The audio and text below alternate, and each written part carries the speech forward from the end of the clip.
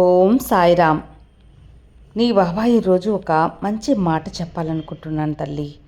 నీకు ద్రోహం జరుగుతుంది. నీపై ఎందుకు ద్రోహం జరుగుతుంది, ఎవరు చేస్తున్నారు అని నీ బాబా మాటల్లో విను.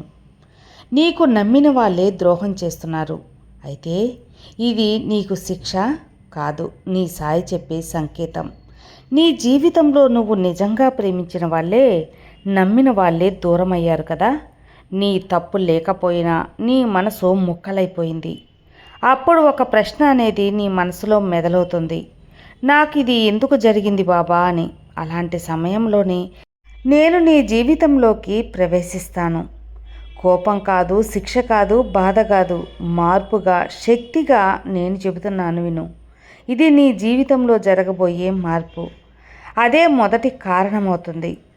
నువ్వు వాళ్ళకు ఎక్కువగా అలవాటు పెట్టుకొని మానేసి ఆశ పెట్టుకొని అది బంధం అవుతుంది. ఆ బంధాన్ని తెంచడం అంత సులభం కాదు. ఆ బంధాన్ని తెంచడం ఎప్పుడు కూడా సాధ్యం కాని పని.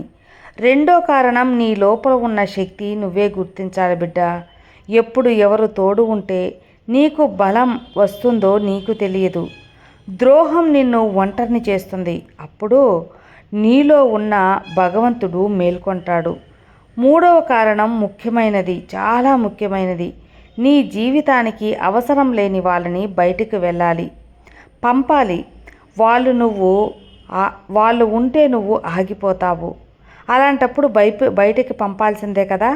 వాళ్ళు వెళ్ళిపోతే నువ్వు ఎదుగుతావు. అందుకే నీకు భగవంతుడు కొన్ని తలుపులు మూసివేస్తాడు.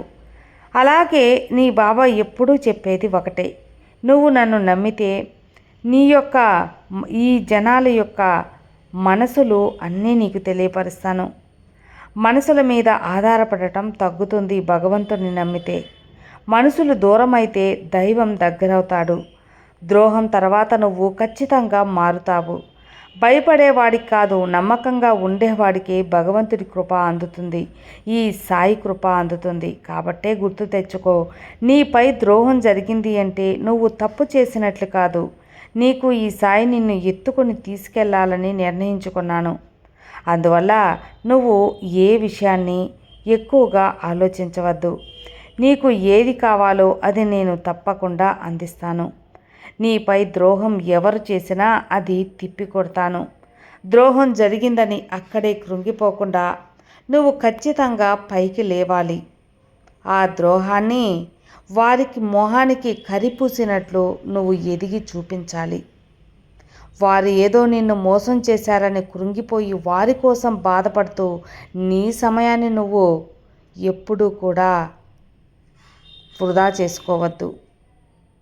కాబట్టి నీ బాబా చెప్పే మాట ఒక్కటే, ఇతరుల కోసం బ్రతకకుండా నీ కోసం నువ్వు బ్రతుకు. ఇతరులు మోసం చేస్తే అది వారి నైజం, కానీ నువ్వు మాత్రం న్యాయబద్ధంగా నమ్మకంగా ఉన్నప్పుడు నీ సాయి తండ్రి ఎప్పుడూ నీకు అండగా ఉంటాను. ఇక నిశ్చింతగా ఉండు. ద్రోహం చేసిన వారికి నీ విజయంతో సమాధానం చెప్పు. నీకు ఈ బాబా తోడుగా ఉన్నాను. ఓం సాయిరామ్. ఈరోజు బాబాగారు అందించిన ఈ చిన్న సందేశం నచ్చితే లైక్ చేయండి, అలాగే హైప్ కూడా ఇవ్వండి. కొత్తగా మన ఛానల్ చూస్తే సాయి భక్తి ఛానల్ని సబ్స్క్రైబ్ చేసుకోండి. ఓం సాయిరామ్.